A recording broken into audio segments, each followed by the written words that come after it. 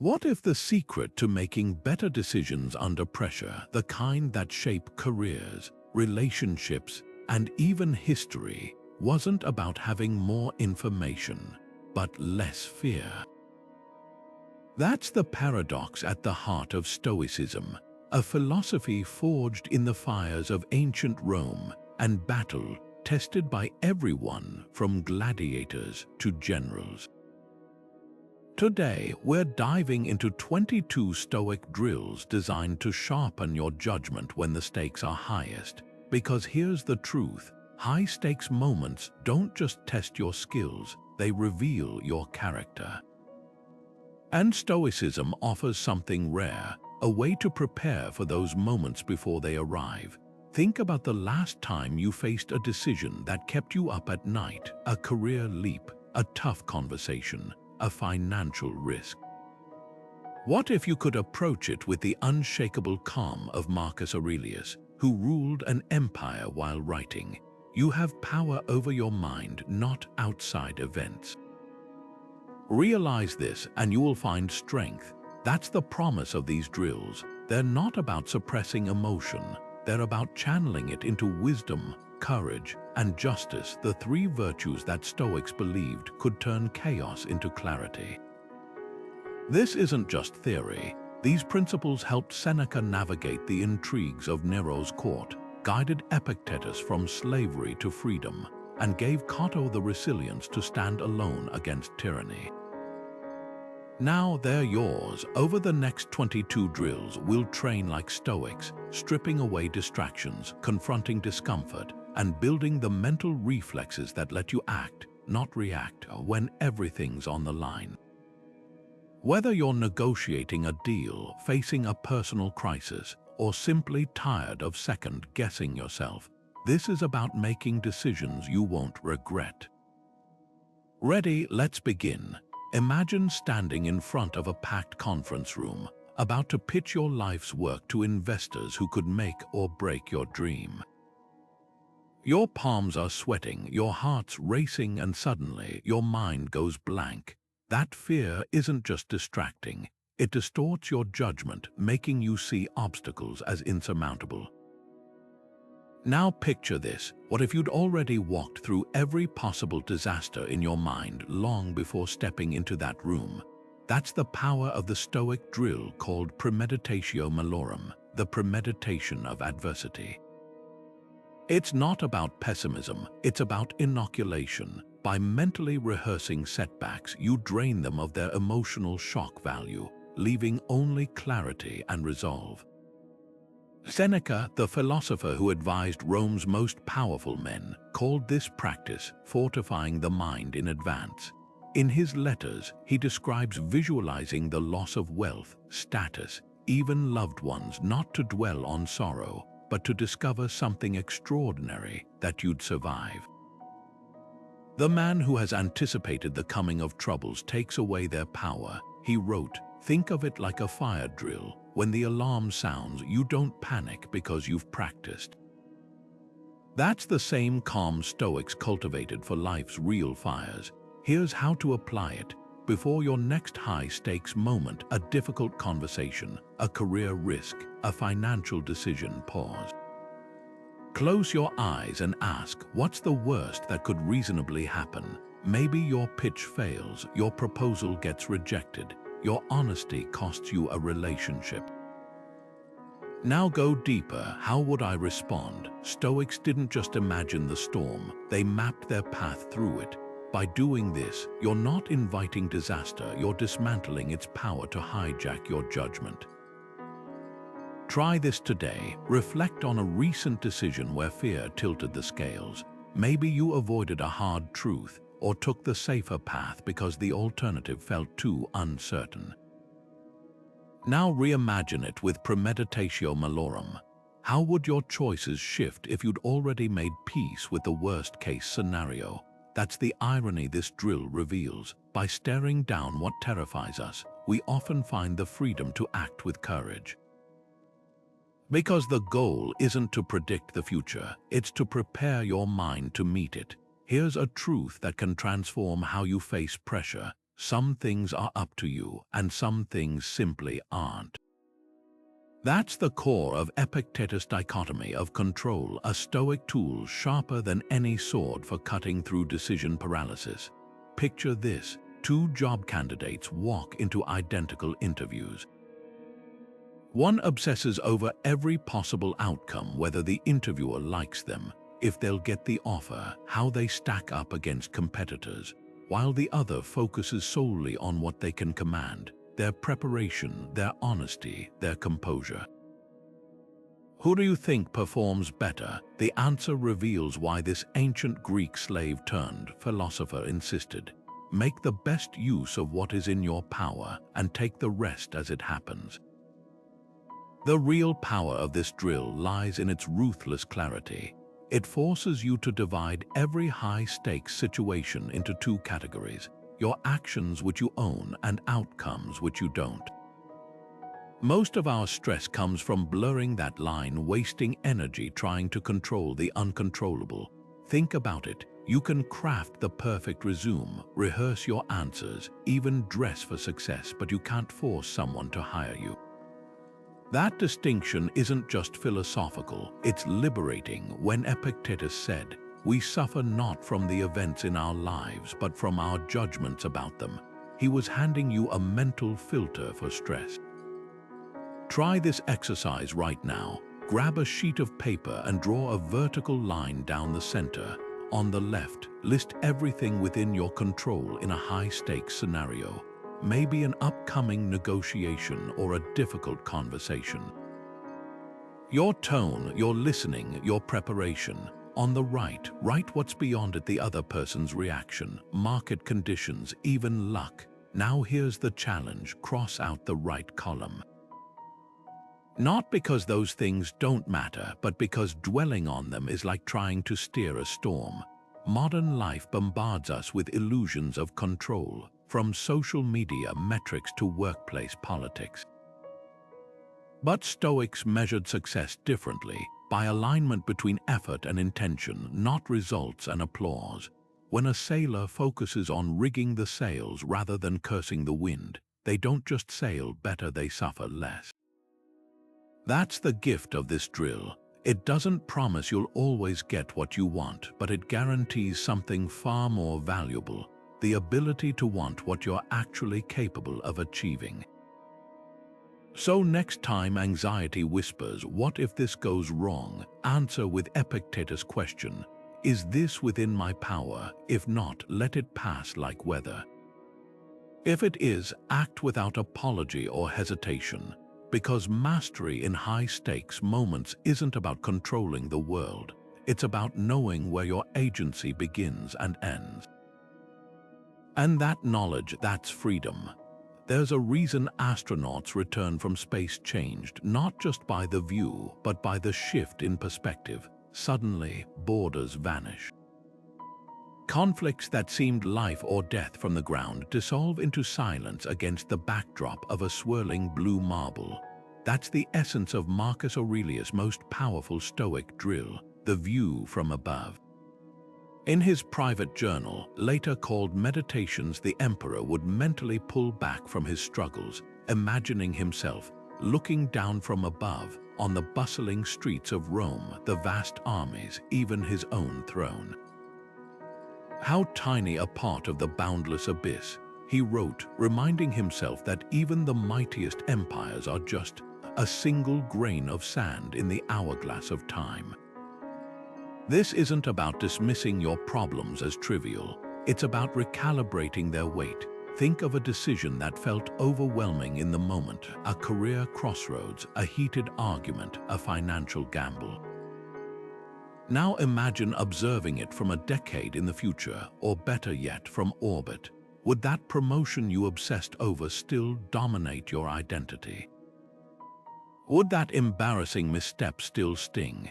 The Stoics called this sympatheia, the interconnectedness of all things, and it's the antidote to what psychologists now call tunnel vision, that narrow focus where immediate pressures distort judgment.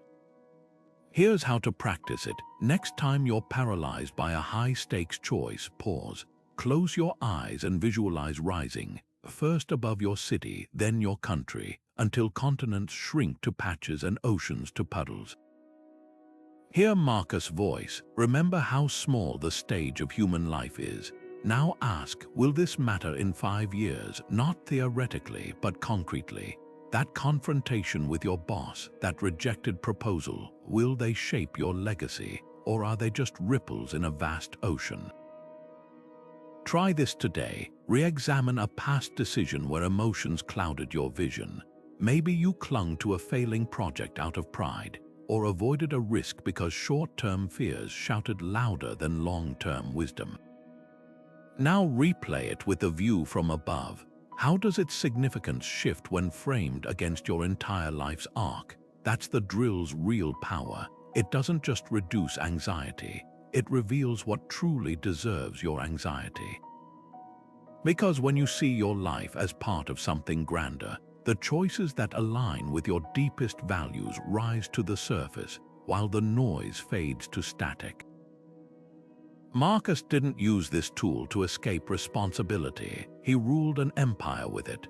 By regularly zooming out, he could distinguish between battles worth fighting and distractions masquerading as crises. That's the gift of perspective, not apathy but clarity, because the view from above doesn't shrink your problems, it shows you which ones are actually big. Ever notice how emotions in the moment feel like absolute truth until you revisit them a week later and wonder why you were so upset?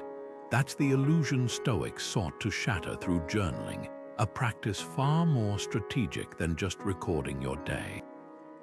Studies show that writing about decisions for just 15 minutes can reduce emotional bias by nearly 40%, effectively turning your journal into a mirror that reflects your thinking, not just your feelings. Seneca called this his evening review, where he'd interrogate his own behavior like a philosopher cross-examining a witness. What bad habit did you curb today?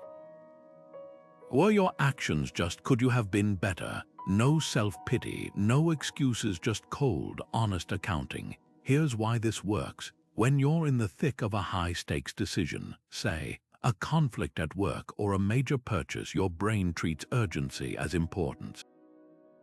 But writing forces you to slow down and externalize the chaos. Imagine reading your frantic thoughts about a negotiation as if they belonged to a stranger. Would you still see their logic or spot the fears masquerading as facts? That's the power of the Stoic journal. It creates psychological distance, letting you edit your reactions like a draft rather than living them as dogma. Try this template tonight. Divide a page into 3 columns. First, describe the decision purely factually, no adjectives, no interpretations, just what happened. Next, list the emotions you felt, but with a twist. Label each as either helpful signals or background noise. Finally, rewrite the scenario as if advising your best friend. This last step is where Seneca's wisdom kicks in. We're often harsher on others' mistakes than our own, but also clearer-eyed about their solutions. Your challenge this week. Pick one high-stakes choice, whether it's a financial commitment, a relationship crossroads, or a professional risk, and dissect it using this method. Notice where your emotions exaggerated threats or downplayed opportunities. The goal isn't to eliminate feeling, but to prevent it from hijacking your agency. Because here's what the Stoics knew: objectivity isn't the absence of emotion. It's the ability to see through it, and that skill, it turns journaling from a habit into a superpower.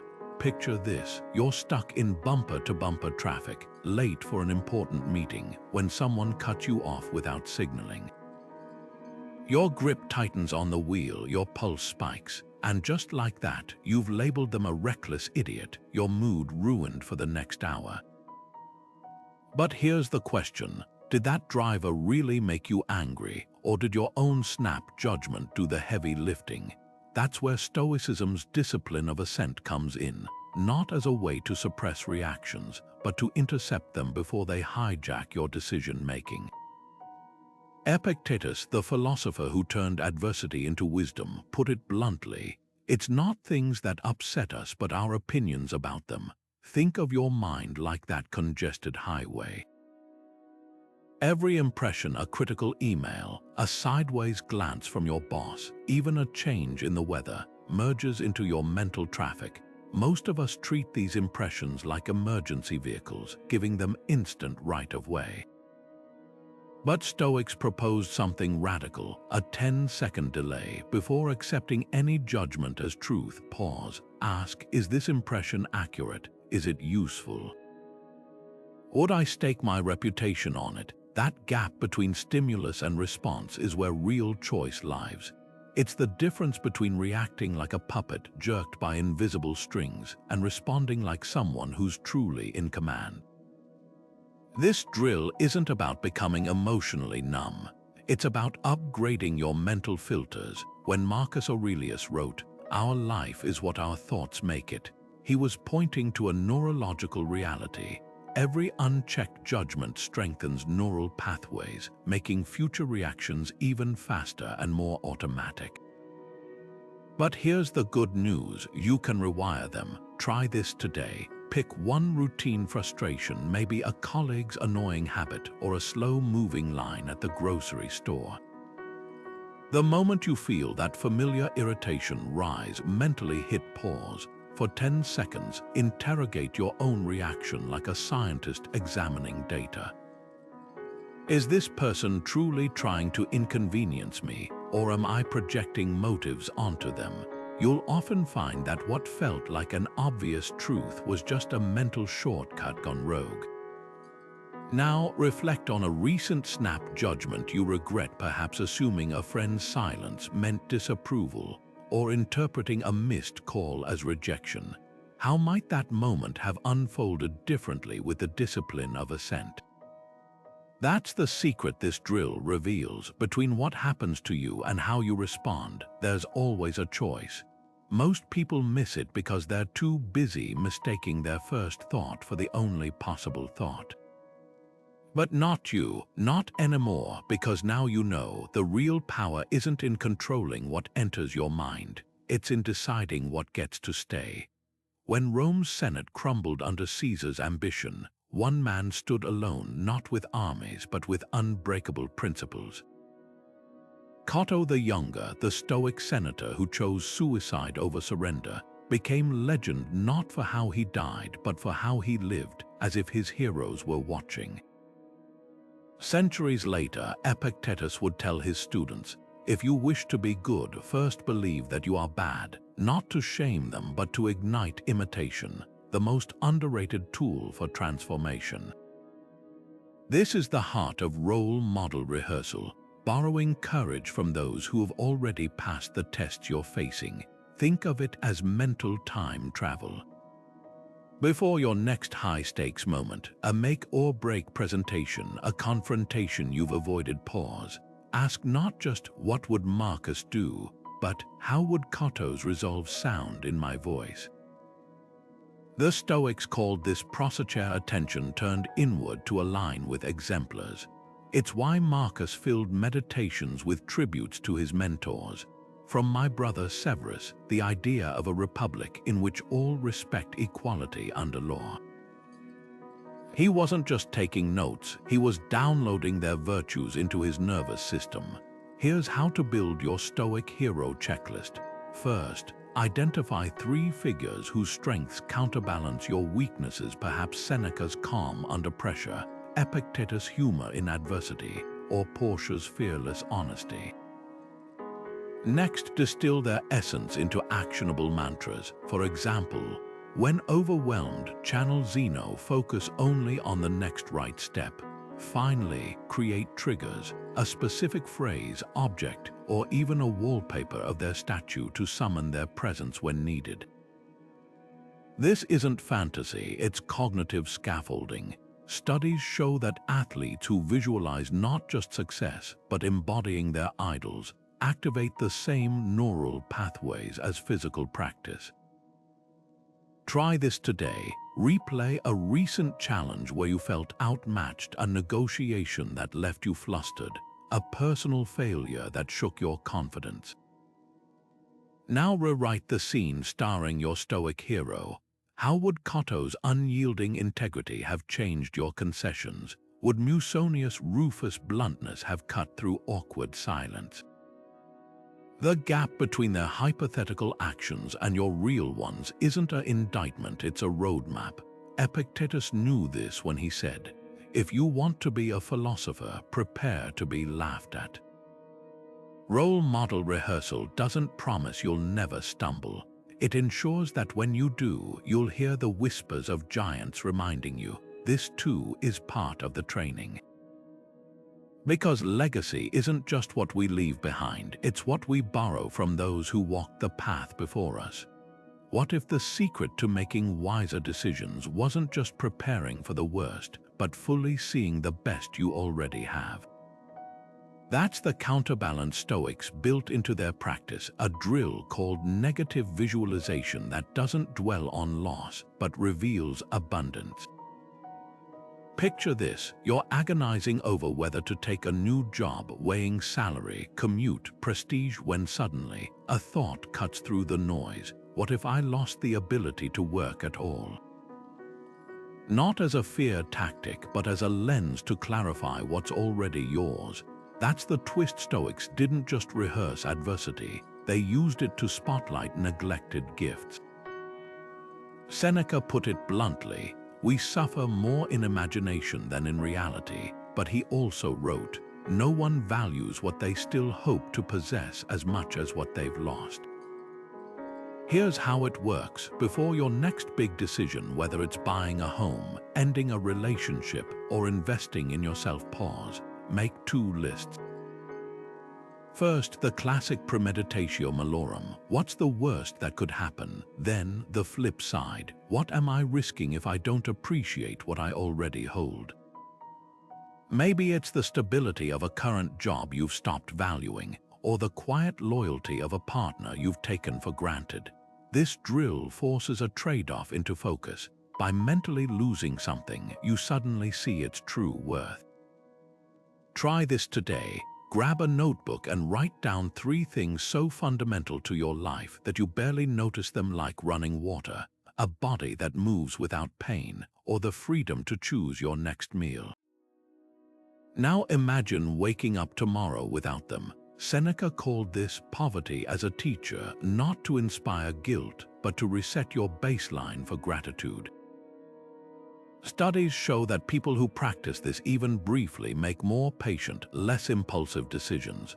Why? Because when you're acutely aware of what you stand to lose, you stop chasing shiny distractions and start protecting and leveraging what actually matters.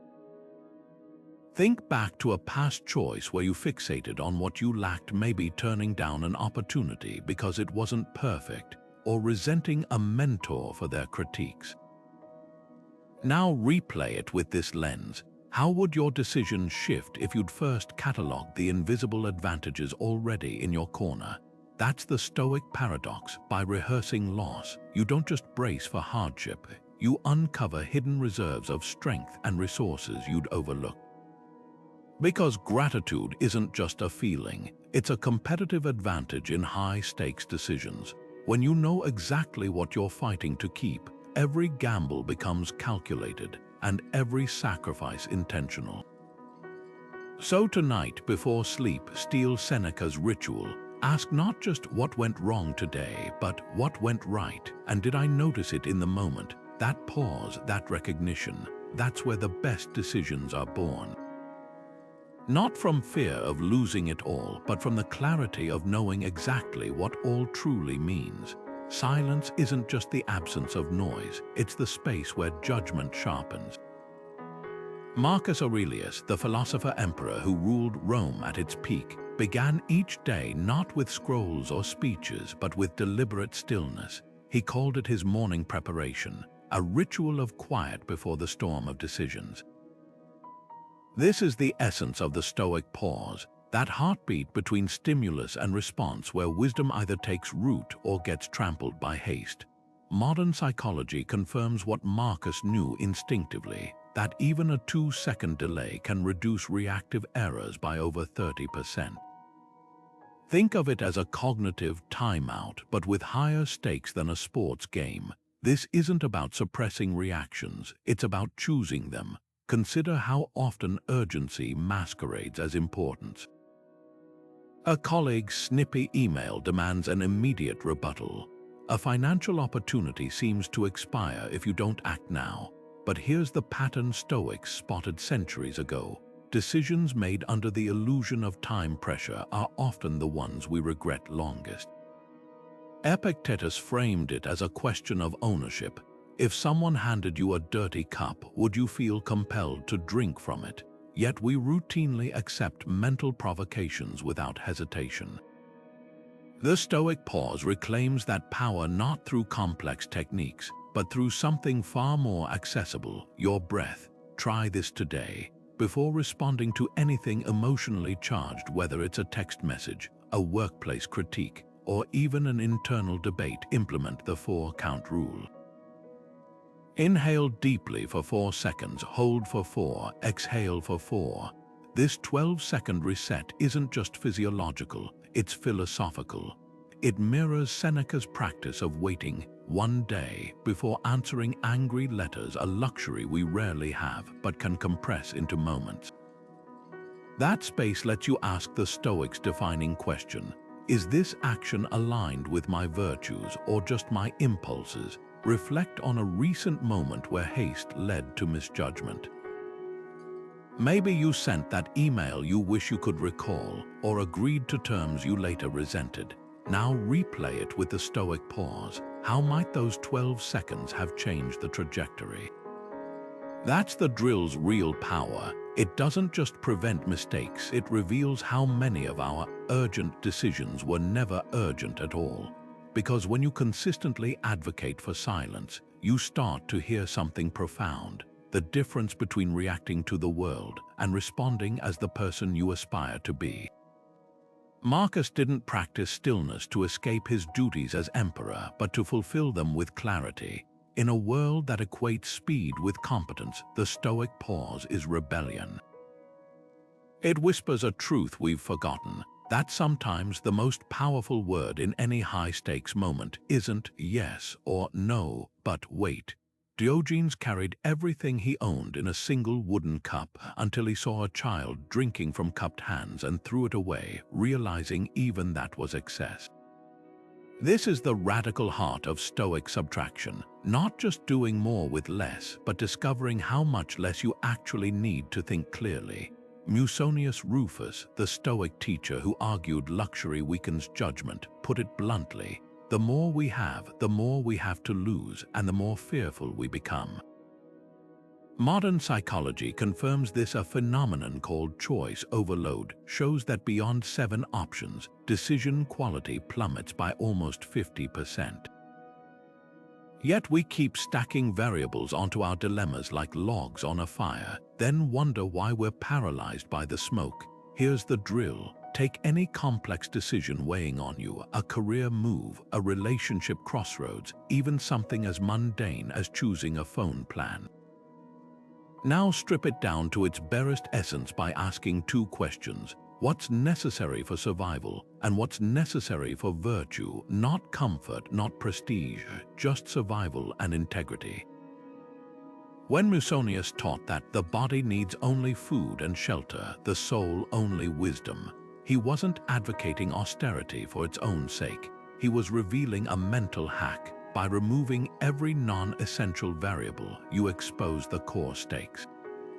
That business decision tangled in projections and politics, at its center, it's really about one thing: will this path let you sleep with a clear conscience? Try this today. Pick a pending choice, maybe whether to take that higher-paying but soul-draining job, or how to handle a family conflict. List every factor you're considering: salary, commute time, others' opinions, future opportunities. Now cross out 3, not randomly but by asking for each. If this were the only variable, would it decide my answer? What remains is your North Star. History's greatest strategists won battles not by adding resources, but by removing distractions. Alexander didn't conquer Persia with more soldiers. he burned his own ships to eliminate retreat as an option. That's the power of subtraction. It doesn't just simplify decisions, it reveals which ones were never really decisions at all. Because when you systematically eliminate everything but the essentials, what's left isn't just clarity, it's courage. Nietzsche once scribbled in his notebook, "My formula for greatness in a human being is Amor Fati, not merely to endure what is necessary, but to love it." This wasn't just poetic bravado, it was a survival tactic borrowed from the Stoics. Imagine standing in the ruins of your best-laid plans, a project cancelled, a relationship ended, a dream deferred, and instead of cursing the universe, whispering yes and. That's the radical power of Amor Fati, the Stoic drill that transforms fate from an adversary to an accomplice. Marcus Aurelius didn't just tolerate his chronic illness and political betrayals, he treated them like sparring partners, writing, "The obstacle becomes the way." When a missed promotion or failed venture feels like a dead end, this mindset asks, what if it's actually a secret passage? Consider the inventor whose failed adhesive became the post-it note, or the athlete whose career-ending injury led them to coach Olympic champions. The common thread isn't luck, it's the decision to interrogate disappointment until it reveals its hidden curriculum. Here's how to practice it. First, identify a recent setback. Maybe a client walked away or an opportunity evaporated. Now play detective. What skills did this force me to develop? What doors closed so others could open? When the Stoics said, "Love fate," they weren't preaching passive acceptance. They were offering a mental algorithm to decode adversity's encrypted gifts. Try this reframe. If this hadn't happened, what precious lesson would I have missed? Think back to a past disaster that later proved pivotal, the job rejection that led to a better fit, the heartbreak that clarified what you truly valued. That's Amor Fati in action, not denying pain, but trusting its carving channels for wisdom to flow. Because here's the paradox this drill unveils. The more fiercely we embrace what is, the less power it has to dictate what could be. So tonight, steal a page from Marcus' journal, write down one current struggle, then finish this sentence. "This is helping me bite." The answer might not come easily, but that's the point. Love of fate isn't found in the lightning bolt of insight. It's forged in the quiet persistence of looking until you find the spark. There's a fascinating quirk in how we give advice versus how we make decisions for ourselves, one that psychologists call the Solomon's paradox. Named after the biblical king renowned for his wisdom, studies show that while people often solve others' problems with remarkable clarity, their own dilemmas leave them tangled in emotions. Researchers at the University of Michigan found something startling. When participants reflected on personal conflicts as if they were advising a friend, their reasoning improved by nearly 30%. That's the power of the third-person perspective, a Stoic drill Seneca practiced daily. He wrote, "We are stricter judges of what others ought to do than of what we ought to do ourselves." Then flipped the script, so then give yourself advice as if you were another. Here's why this works. When you're stuck in a high-stakes decision, whether it's ending a relationship, changing careers, or confronting a betrayal, your brain defaults to emotional accounting. Every variable gets weighted by fear, hope, or pride. But when you mentally step outside yourself, something shifts. Suddenly, the facts aren't yours to defend, they're evidence to evaluate. Imagine your best friend described your exact situation. "My boss keeps undermining me, but quitting feels risky." Would you tell them to tolerate disrespect for a paycheck, or remind them that self-respect isn't negotiable? That's the clarity distance creates. Try this exercise today. Take a current dilemma and write it down twice, first in first person, "I can't decide whether to," then in third person, "My friend is struggling with it." Read them aloud. Notice where the language changes not just pronouns but priority. The Stoics called this prosoch vigilant self-awareness, and it's why Marcus Aurelius filled meditations with directives like, look at things as if seeing them for the first time. That's not poetic musing, it's cognitive warfare against bias. Now role-play it. Literally pull up an empty chair and pretend you're advising your wisest, most compassionate mentor. How would they frame the trade-offs? What inconvenient truths would they point out that you've been avoiding? Studies in behavioral economics show that this simple act of physical distancing, speaking about yourself as another, reduces sunk cost fallacy by over 40%. You stop asking, how do I justify my past choices? And start asking, what would a good outcome actually look like? Think back to a past decision where emotions clouded your judgment. Maybe you stayed too long in a failing venture or rushed into a commitment out of guilt.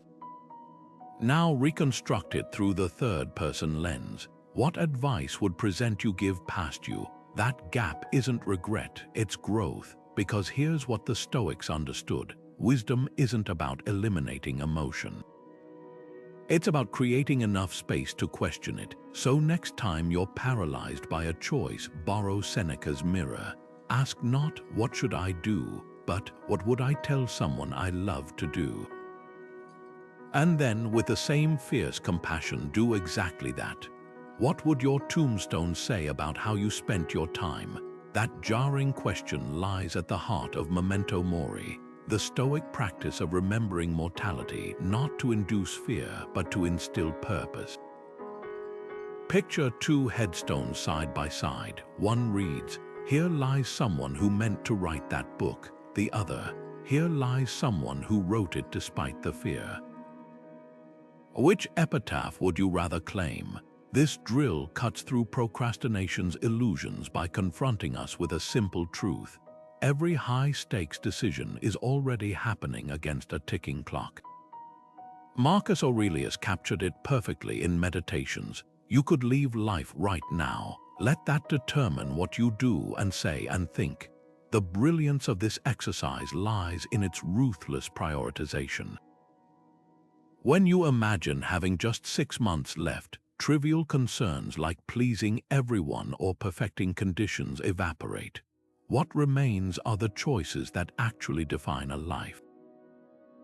Consider how differently you'd approach that career leap you've postponed, or that difficult conversation you've avoided, if the sand in your hourglass were visibly running low. Procrastination isn't just about laziness, it's often about refusing to acknowledge life's finitude. The Stoics didn't see death as morbid, they saw it as the ultimate accountability partner. Try this today. Grab paper and draft 2 versions of your epitaph, one reflecting how you're currently spending your time, and another showing how you want to spend it. The gap between them isn't guilt, it's clarity. Now apply that lens to a pending decision. Ask, if this were my last year, would I still delegate this choice to fear? When Seneca wrote, "We suffer more in imagination than reality," he was pinpointing why we delay. We overestimate future discomfort and underestimate present courage. History's most decisive figures used this drill.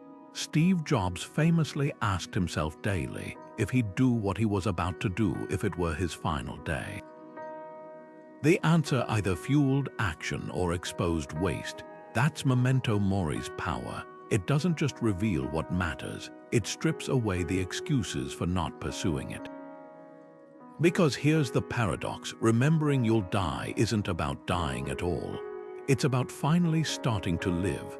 A donkey stands exactly halfway between 2 identical piles of hay, unable to choose, and starves not from lack of options, but from refusal to act. This is Buridan's ass, the medieval parable that exposes the hidden danger we rarely discuss, the staggering cost of not deciding. While we obsess over making the wrong choice, Stoics recognized a far more insidious threat, making no choice at all. Epictetus put it bluntly, Inaction is a habit, action is a discipline. And here's what he meant. Every moment you spend paralyzed between options isn't neutral ground. It's compound interest accruing against your future. Modern research quantifies this toll. A study in the Journal of Behavioral Decision-Making found that people who chronically delay decisions experience 23% higher stress levels and report significantly lower life satisfaction. Why? Because indecision isn't just the absence of movement, it's an active drain on mental resources. Think of your willpower like a battery. Every minute you spend agonizing over whether to leave a toxic job, confront a family member, or invest in yourself, you're not conserving energy, you're leaking it. The Stoics called this akrasia, the gap between knowing what's right and failing to do it, and their solution was radical. Better a wrong decision than no decision. Not because recklessness is virtuous, but because motion creates clarity. Imagine being lost in a forest. Standing still won't reveal the right path, but taking any step gives you new vantage points, new data. That's why Marcus Aurelius wrote, "Action brings luck." When a sailor hesitates too long adjusting sails, the wind decides for them. History's most decisive leaders, from Churchill to Shackleton, shared one trait. They treated indecision as the ultimate risk. Not because they were always right, but because they knew stagnation was always wrong. Here's your challenge. Name one decision you've been postponing, the conversation you've avoided, the opportunity you've talked yourself out of, the change you keep researching.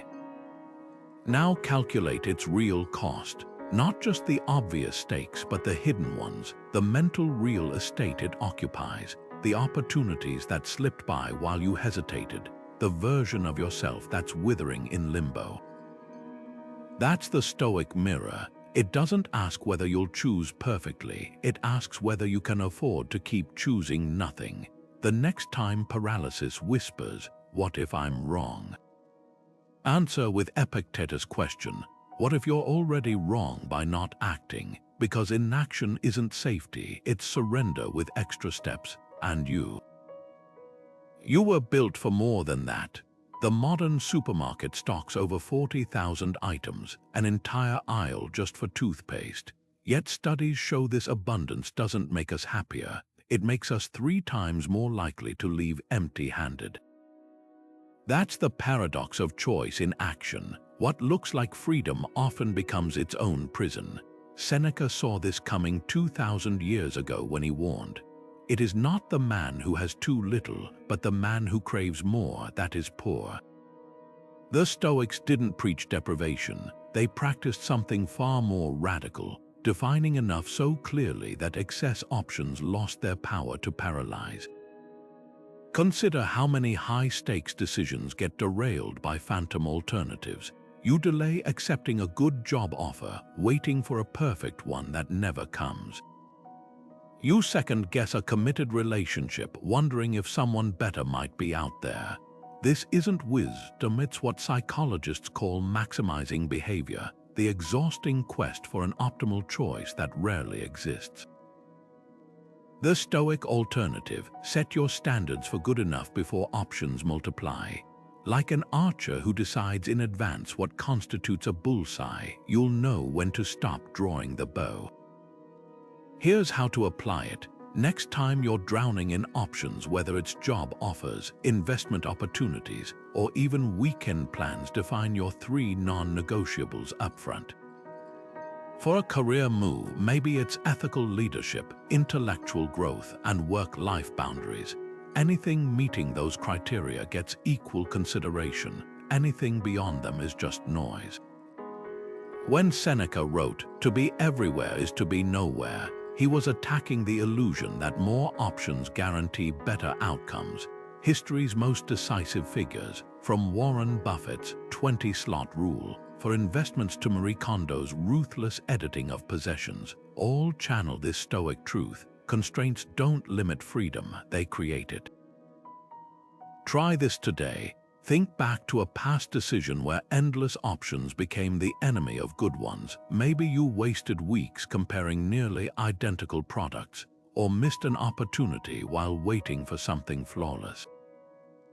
Now replay it with Seneca's question, what would enough look like here? That shift doesn't just simplify choices, it exposes how many were never really choices at all, just distractions dressed as possibilities. Because here's what the Stoics understood: every undisciplined yes to more is a silent no to what matters.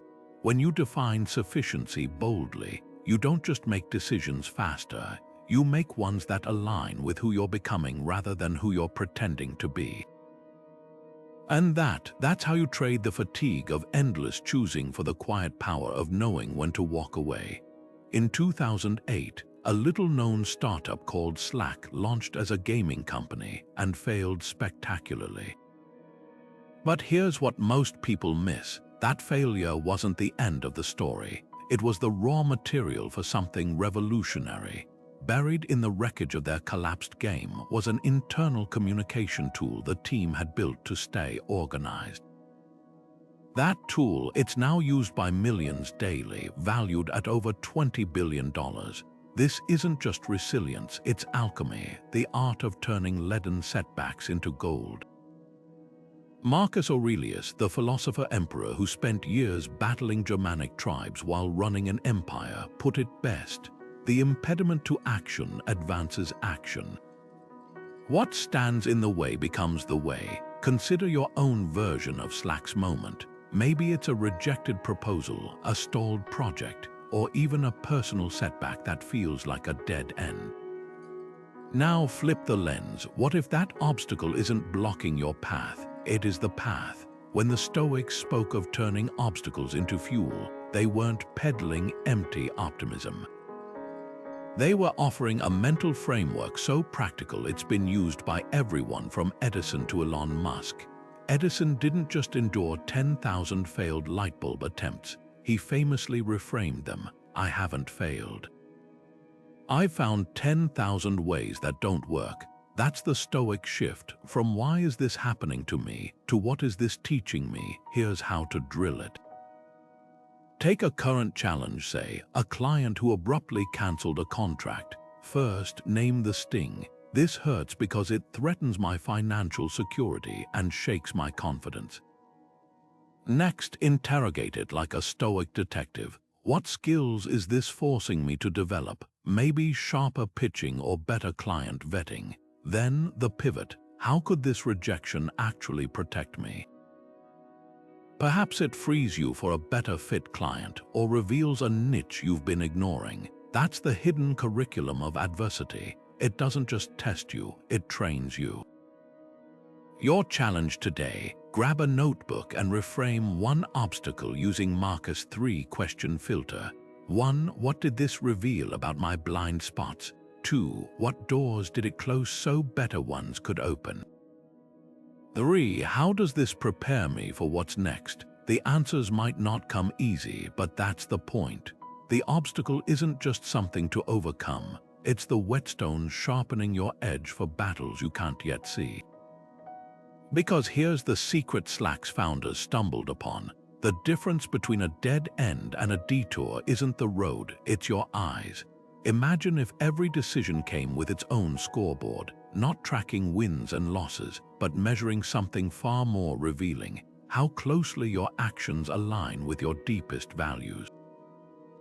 That's the Stoic Scorecard, a drill that flips modern judgment on its head. Most of us grade choices by outcomes. Did I get the promotion? Did the deal close? But Epictetus, the former slave-turned-philosopher, offered a radical alternative. What's up to us are our judgments, impulses, desires, in short, whatever is our own doing. In other words, you can't control results, but you can control the virtues you bring to the attempt. Here's how it works. Before any significant choice, whether it's a career move, a financial risk, or even how to handle a conflict, rate it on a scale from 1 to 10 across 3 ancient metrics. Wisdom: did I see this clearly? Courage: did I act despite fear? and justice did I honor my duty to others. A perfect 30 doesn't mean success is guaranteed. It means you showed up as your best self regardless. Take Marcus Aurelius facing rebellion. He could have scored his response by whether the rebels surrendered. Instead, his journal reveals him grading himself on restraint, fairness, and resolve, qualities that outlasted any battlefield outcome. Try this today. Reflect on a recent decision where you fixated on results, maybe a negotiation that succeeded but left you compromising your ethics, or a failed project where you acted with integrity despite the odds. Now rescore it using the Stoic rubric. That gap between your original judgment and this new one isn't just interesting, it's instructional. Studies show people who evaluate choices based on process rather than outcomes report 28% higher satisfaction, even when results disappoint. Why? Because while results are fleeting, self-respect is permanent. Your challenge tomorrow: keep a running tally for every meaningful choice. From what to say in a tense meeting to whether to skip the gym, assign those 3 numbers. Notice where courage lags behind wisdom or justice gets sacrificed for short-term gains. Epictetus wasn't just teaching philosophy, he was offering an antidote to regret. When he said, "First say what you would be, then do what you have to do," he was handing you a mirror, one that reflects not what you've achieved, but who you've become in the process. Because in the end, the score that matters most isn't the one the world keeps, it's the one you whisper to yourself in the quiet. Navy SEAL have a brutal training exercise called drown-proofing. Hands and feet bound, they're thrown into a 9-foot pool with one instruction: survive. The goal isn't just physical endurance, it's stress inoculation, systematically stripping fear of its power by facing it in controlled doses. This is the essence of fear rehearsal, a Stoic drill that doesn't wait for adversity to find you. It goes hunting for it. Seneca took this further, urging his students to set aside certain days to practice poverty, deliberately wearing threadbare clothes, eating meager meals, even sleeping on the floor. Why? Because when you've already lived through your worst fears in miniature, their full-scale versions lose the ability to paralyze. Think of fear like fire. Uncontrolled, it burns down forests, but harnessed like a blacksmith's forge, it becomes the tool that shapes steel. Take public speaking, a fear so common it outranks death in some surveys. Most people avoid it until they're forced on stage, palms sweating, voice shaking. But what if you'd already bombed a dozen times in front of friends first? That's the Stoic hack: normalize the thing you dread before it matters. Marcus Aurelius didn't just ponder death in the abstract. He visualized losing his throne, his children, even his reputation, not to dwell in darkness, but to walk through it unscathed. Here's your challenge. Pick one fear that's been quietly steering your decisions, maybe networking events, difficult conversations, or financial risk.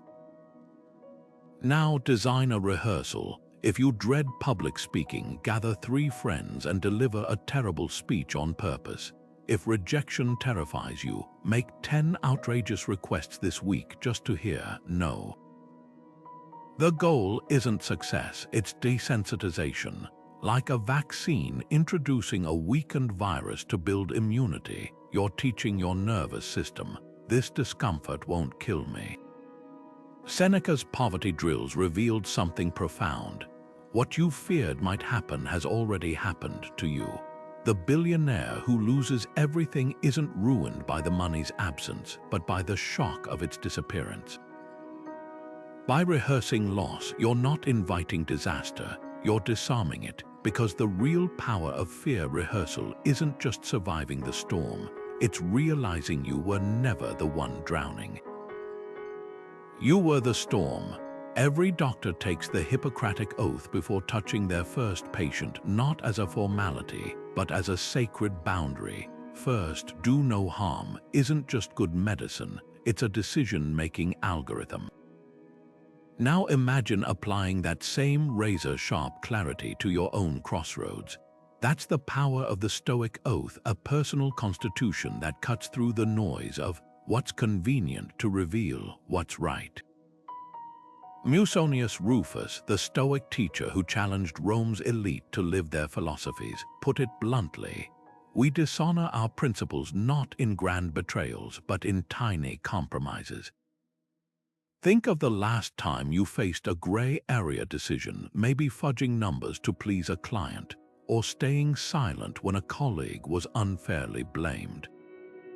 What if in that moment you had your own version of the Hippocratic Oath, not vague ideals but concrete commandments like, I will speak truth even when my voice shakes, or I choose long-term integrity over short-term approval. History's most steadfast figures didn't rely on willpower alone. They built ethical guardrails. When Cato the Younger refused to bend to Julius Caesar's corruption, it wasn't a one-time act of bravery. It was the natural result of a lifetime oath to liberty. Here's how to forge yours. Start by identifying 3 decisions from your past that still prick your conscience, not the obvious moral failures, but those subtle trade-offs where you sacrificed a principle for practicality. Now distill their lessons into affirmative vows. For example, 1. When torn between profit and ethics, I'll treat my values as non-refundable. 2. I'll measure success by my standards, not society's ever-shifting yardstick. 3. I'll confront uncomfortable truths faster than I chase comfortable lies. Musonius took this further, insisting his students rehearse their oaths daily, not as rote recitations, but as mental armor. He knew what modern neuroscience confirms. When you rewire your brain with clear boundaries, you don't decide in the moment, you remember. Like a pilot running checklists before takeoff, you remove the burden of choice from your tired, stressed future self. Try this today. Draft your oath in ink, not typed, not saved in some digital graveyard, and place it where you'll see it during decision fatigue moments. Your wallet, your workstation, your phone's lock screen. Then ask the game-changing question: what single non-negotiable, if truly upheld, would revolutionize my next year's choices? Because here's what the Stoics understood: integrity isn't something you have, it's something you do, one oath-kept decision at a time. And that stack of kept promises, it becomes the unshakable foundation of a life where who you are and what you do finally match. The most successful CEOs have a secret weapon, not in their boardrooms but in their bedrooms. Every night, Jeff Bezos conducts what he calls high judgment reviews, analyzing his toughest calls of the day with ruthless honesty. This isn't corporate habit stacking, it's modern Stoicism in action, mirroring Seneca's ancient ritual of nightly self-audits. He wrote, "When the light has been taken away and my wife has fallen silent, I examine my entire day and measure my words and deeds, not to punish himself, but to spot patterns invisible in the heat of battle."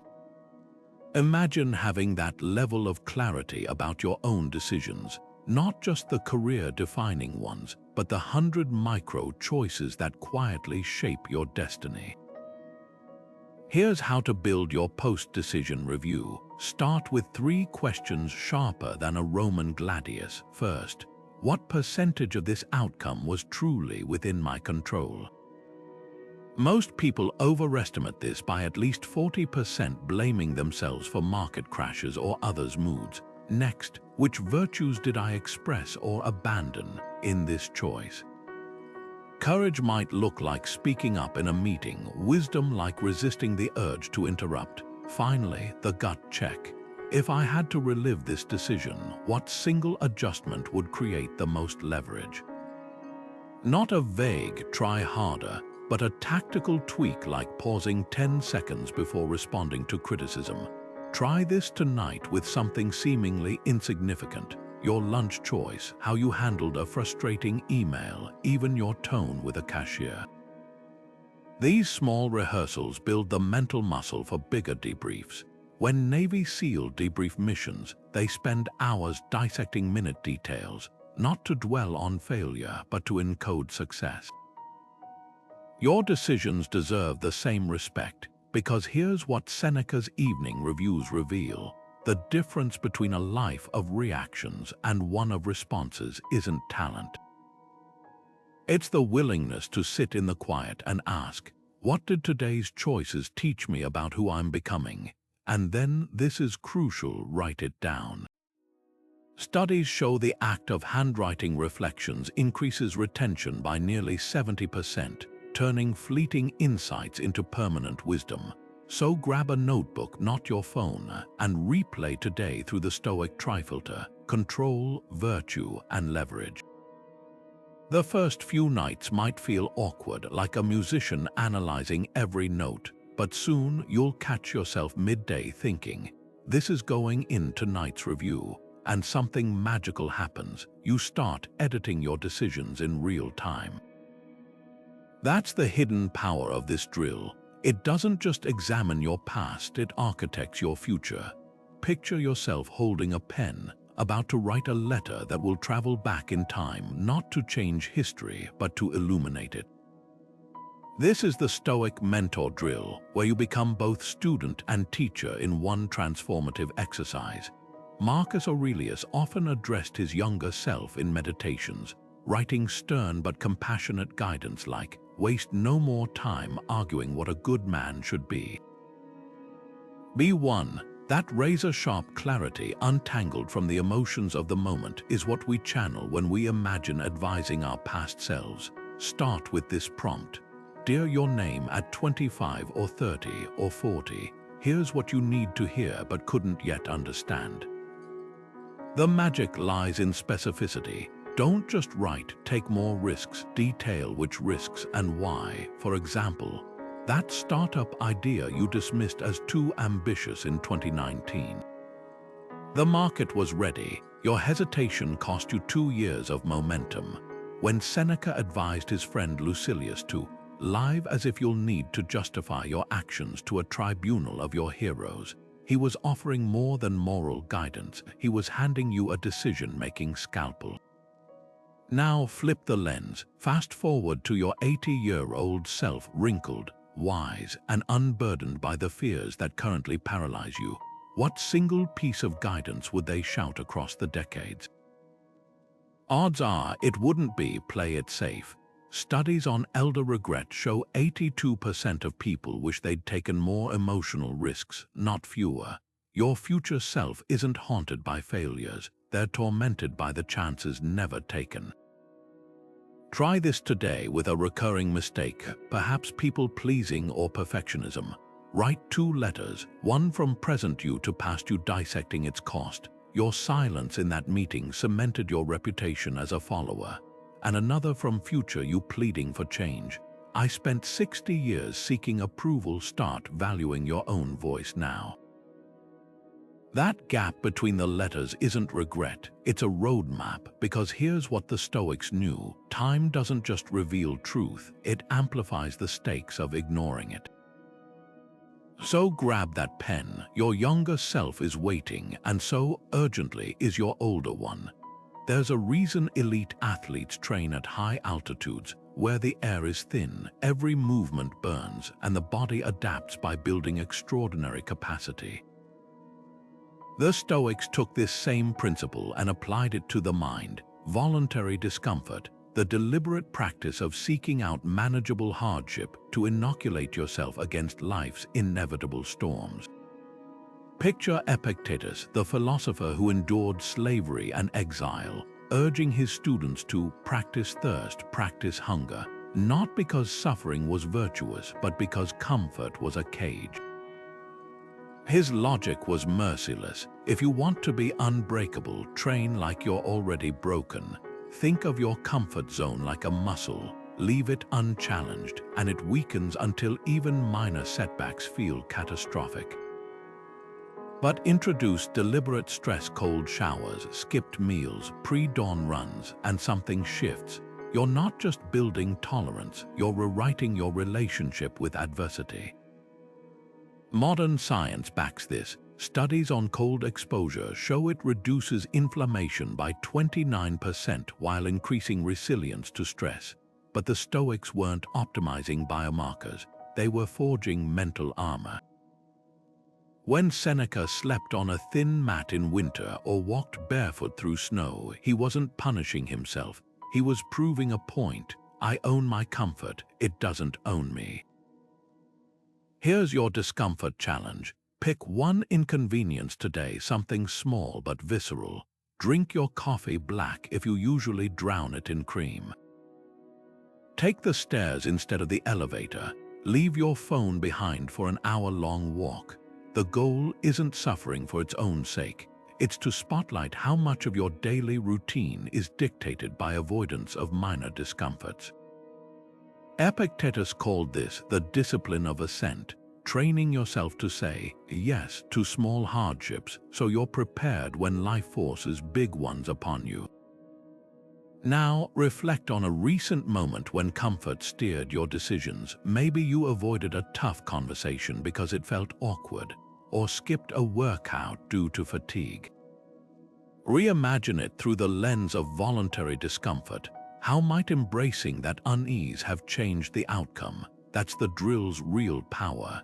It doesn't just harden you, it reveals how often your cravings for ease have been quietly making your choices for you. Because here's the paradox, the more willingly you step into discomfort, the less power it has to push you around. So turn the shower cold, skip the snack. Feel the burn, not because life is cruel, but because you're stronger than you've been led to believe. Imagine your great-grandchildren sorting through a box of your belongings a century from now. What story would those objects tell? Not about what you owned, but about what you stood for. This is the legacy lens, the ultimate Stoic drill for cutting through short-term noise. Seneca challenged us with a question most never consider. What does it matter how much you've accumulated if your life leaves no echo? That echo isn't measured in wealth or fame, but in the wake your choices leave behind. Take two neighbors. One spends decades climbing corporate ladders to buy a waterfront home they're too stressed to enjoy. The other teaches night classes, mentoring students who later name their children after them.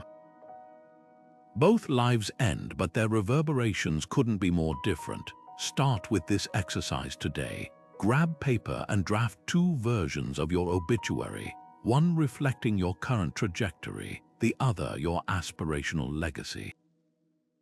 The gap between them isn't failure, it's a compass. When Marcus Aurelius wrote, "Waste no more time arguing what a good man should be one," he was targeting this exact dissonance. We know what matters: kindness over conquest, integrity over image, yet so often vote otherwise with our daily choices. The legacy lens forces accountability. If I keep making decisions like this, who will I have become?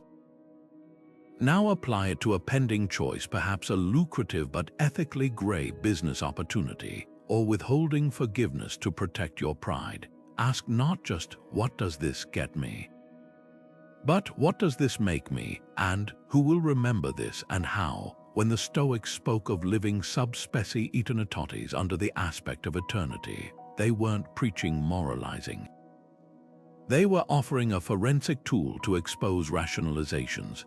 That harmless white lie to a colleague. It's not just about today's convenience, it's a brick in the edifice of your character. History's most enduring figures thought in generational increments. Beethoven composed his Ninth Symphony while deaf, knowing he'd never hear it, but we still do. Marie Curie insisted her research notebooks be preserved, even as radiation poisoned her, because the knowledge mattered more than her comfort, their secret. They made choices as if someone was watching, because someone always would be. Your challenge tonight: light a candle and write a letter dated 50 years from now, signed by someone whose life you shaped. Let their gratitude or disappointment guide tomorrow's decisions, because legacy isn't what's carved on tombstones. It's what's etched in the lives you touched, whether you realized it or not. 22 drills, each one a mental chisel to carve clarity from the chaos of high-stakes moments. From Seneca's Premeditatio Melorum that defangs fear by rehearsing adversity, to Epictetus' Dichotomy of Control that separates what's yours to command from what's not. This isn't just philosophy, it's a tactical playbook for the moments that matter. Stoicism was never about bottling emotions or wearing a mask of indifference. It's about rewiring your reflexes so pressure doesn't distort your judgment but sharpens it. Think of these tools like a firefighter's gear. You don't wait for the flames to practice, you drill relentlessly, so when the heat comes, your training takes over. Marcus Aurelius left us a command sharper than any sword. Waste no more time arguing what a good person should be one. That's the heartbeat of this entire system. It's not enough to admire courage or debate wisdom. You must embody them, especially when the stakes are high. Every drill we've explored, whether it's journaling like Seneca to spot bias or adopting the legacy lens to weigh choices against eternity, serves one purpose: to bridge the gap between knowing and doing. Because here's the truth Stoics uncovered 2,000 years ago: your character isn't revealed in calm seas, but in storms you didn't see coming. So here's your challenge, not someday, but today. Scan these 22 drills and pick one to weaponize against your next high-stakes moment. Maybe it's the Stoic pause before sending that fraught email, or role-playing Cato's integrity in a negotiation where compromise tempts you. Don't overthink it. Choose the tool that pricks your conscience hardest. Then, like a blacksmith tempering steel, strike while the iron's hot. Test it in real time, not to be perfect, but to prove something to yourself. That pressure doesn't own you. You own it because mastery isn't about never feeling fear. It's about feeling it and stepping forward anyway. The drills are loaded, the moment's here. What's your move?